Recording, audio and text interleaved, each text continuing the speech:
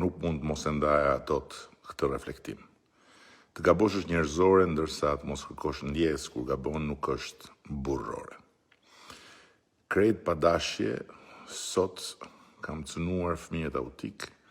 dhe me siguri kam lënduar prindërët e tyret duke folur për autizëm politik.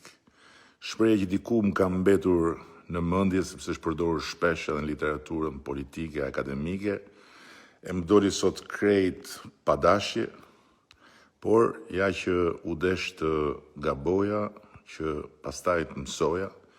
se prej vitesh konsiderohet e papërshtatshme dhe në fakt me plot të drejtë. Prandaj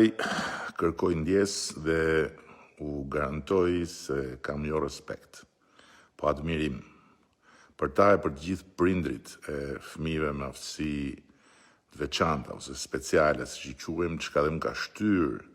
të nxjisë dyfishimin e mbështetjes tyre nga qeveria, gjë që e kam thënë në më shumë se sa një rast kohët e fundit dhe do të jetë pjesë e projekt buxhetit të vitit 2026. Ndërsa lehaqenjeve që i kam nga pas dhe që u kapën pas fëmijëve autik si mbytur i pas fjes barit për të fituar në një